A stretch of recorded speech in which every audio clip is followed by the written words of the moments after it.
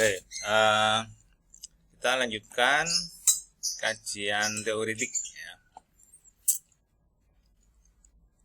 Atau landasan teoretik, landasan teori ya.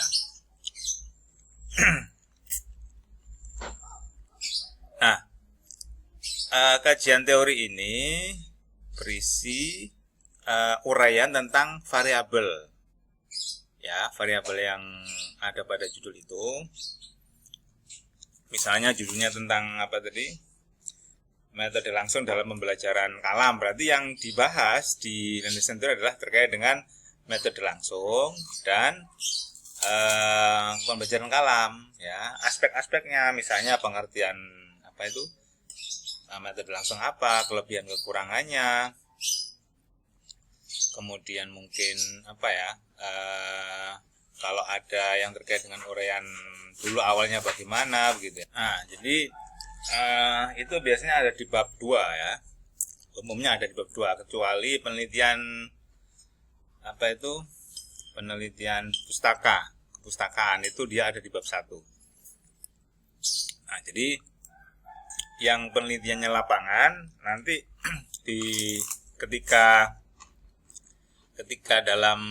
ketika sudah menulis skripsi ya, bukan proposal, itu kajian teori ini ada di bab 2. Nah, jadi dituliskan tentang aspek-aspek teoritis gitu ya. Nah, seperti tadi misalnya pembelajaran kalam dengan metode langsung. Nah, pembelajaran A nanti ada sub A pembelajaran kalam, sub B pembahasan metode langsung. Nah, misalnya sub A pembelajaran kalam nanti ya mungkin pengertian pembelajaran kalam itu apa, kemudian metode pembelajaran kalam itu apa, kemudian pembelajaran kalam yang baik itu bagaimana ya, sesuai dengan apa judul ya yang dibahas itu nanti pada aspek apa gitu ya. Nah, kemudian metode langsung juga sama tadi ya, yang dimaksud metode langsung itu apa, pengertiannya atau konsepsinya, kemudian kelebihan kekurangannya, kemudian strategi pelaksanaan. Nah, itu diuraikan di situ ya. Nah, apa yang ada di bab 2 ini nanti ya akan digunakan sebagai pembanding, sebagai pisau analisis pada data. Ya, jadi misalnya kan di bab 3 bab 2 ini landasan teori, bab 3 kalau penelitian lapangan tuh metode penelitian, bab 4 itu kan paparan data. Paparan data itu kan berarti nanti di situ dimuat gitu ya data-data yang terkait dengan ya rumusan masalah ya, yang nanti data itu bisa digunakan untuk menjawab rumusan masalah. Jadi misalnya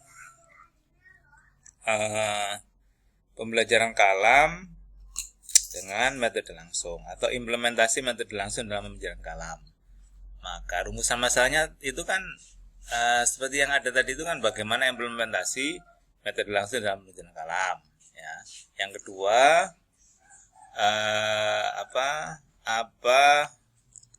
kelebihan kurang atau hambatan tadi ya. Nah, nanti data yang kita akan cari dan kita paparkan di bab 4 itu adalah data-data yang bisa menjawab rumusan masalah itu. Jadi kalau misalnya bagaimana implementasi itu kan kita sudah bisa memperkirakan ya jawabannya. Implementasinya metode langsung itu adalah dimulai dari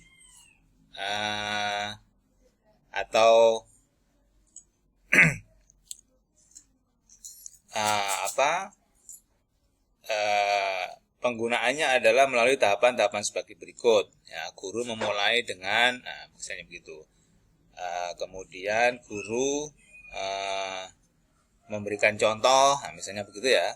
Nah, itu kan nanti yang diperkirakan menjadi jawaban rumusan masalah. Ya. Nah, ketika pertanyaannya bagaimana implementasi, maka data yang kita butuhkan kan berarti data yang ada di kelas. Gurunya itu implementasinya gimana sih? langkah-langkahnya metode langsung itu gimana? Kita kan berarti harus datang ke kelas gitu ya, observasi. Nah, itu nanti kan kita catat. Nah, data-data itu yang kemudian ada di bab 4. Nah, jadi kita akan paparkan itu di bab 4 terkait dengan metode langsung dalam pembelajaran kalam gitu ya. Nah, pada bab 5 itu kan pembahasan. Nah, pada pembahasan ini kita akan membandingkan gitu ya, data di lapangan yang sudah kita temukan tadi dan kita paparkan di bab 4 dibandingkan dengan teori. Apakah langkah-langkah itu memang sudah sesuai dengan teori atau lebih melebihi teori, atau ada hal baru, atau mungkin ada yang kurang. Nah, nanti kita kemudian bisa menganalisisnya di situ. Nah, jadi nanti di bab pembahasan itu kan berarti ada 2 sub ya, sesuai dengan rumusan masalah. Subnya pertama adalah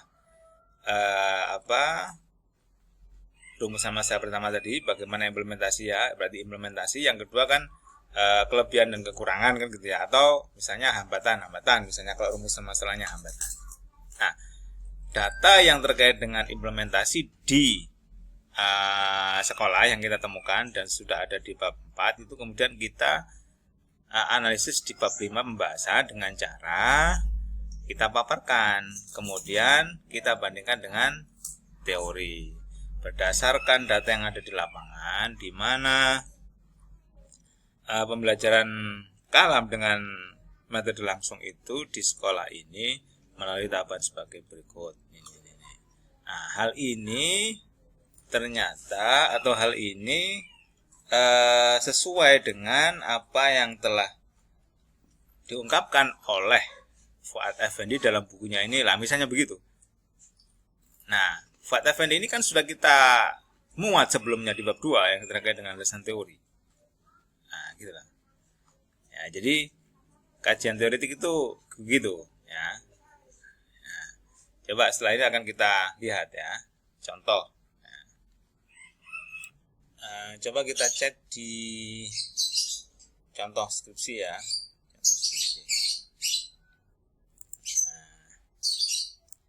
Coba kita lihat, ini direct method dalam membaca teks ya. Jadi kan variabelnya direct method, metode langsung, dan membaca teks ya. Coba kita lihat.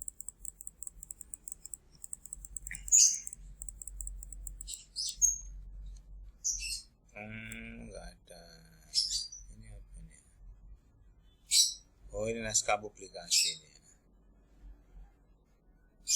Nah, ini enggak nemu daftar isi. Kita cari yang ada daftar isinya aja. Ini judulnya adalah Maharokalam, pembelajaran Maharokalam di kelas unggulan ya.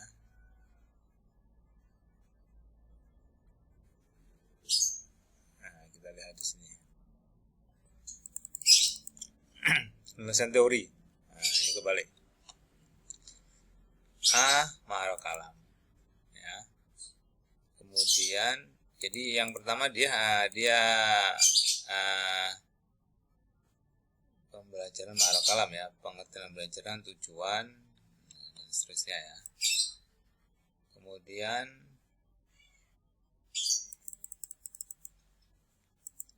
Maharokalam dalam bahasa Arab. Ini nampaknya yang terkait dengan di MTS mungkin ya, maksudnya dia. Sebenarnya ini lebih kepada pembelajaran bahasa Arab, mungkin dia maksudnya begitu ya. Jadi dia di subnya ini dia masukkan pembelajaran bahasa Arab. Kenapa begitu? Ya sebenarnya mungkin karena dia konteksnya ini ya, kelas unggulan ini lah kira-kira ya, kelas unggulan MTS ini. Jadi kelas unggulan MTS maunya itu Maharokalam dan ininya kurikulum MTS bahasa Arabnya.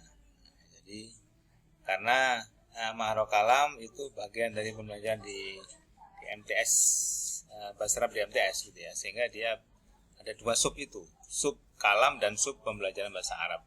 Meskipun sebenarnya kalam saja ya mungkin bisa juga ya, cukup ya. Hanya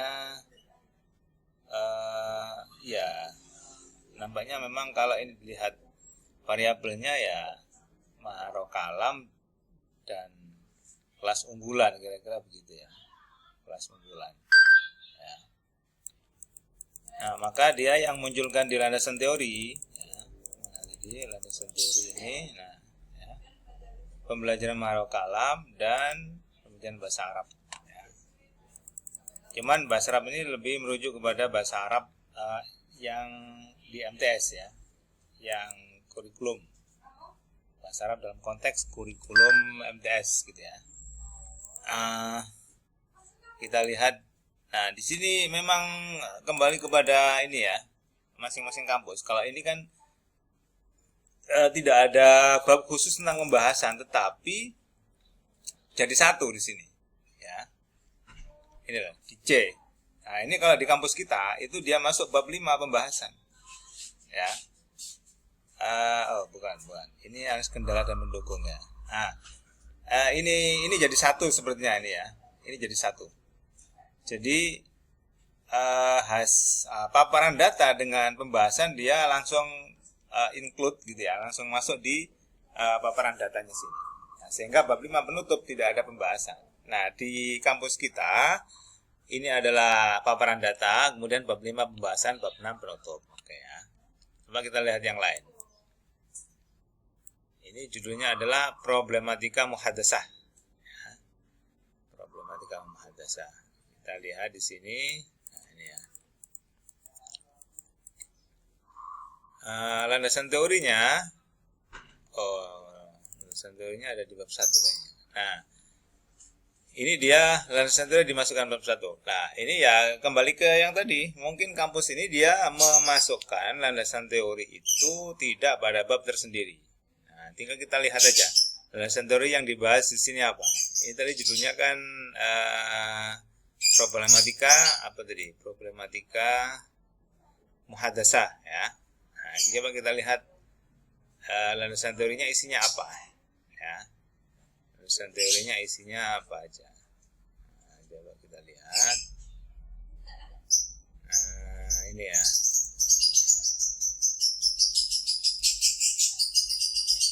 Nah, ini pembelajaran bahasa Arab 1 ya.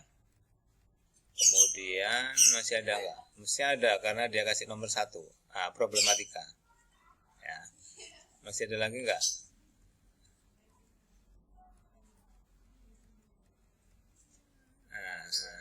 Kayaknya nggak ada ya. Ini muhadasah ya, muhadasah. Jadi problematika yang ketiga muhadasah gitu ya, karena dia kan judulnya problematika menuju muhadasah ya. Kita lihat, ini penelitian tadi problematika muhadasah ini yang ketiga ya, yang terkait dengan muhadasah, karena judulnya problematika pembelajaran muhadasah, maka dia landasan teorinya terkait dengan muhadasah, pengertian gitu ya. Kemudian tujuan mengajar muhadasah ya. Kemudian berbicara sebagai keterampilan berbahasa. Kemudian apalagi hal yang berhubungan dalam muhadasah gitu ya.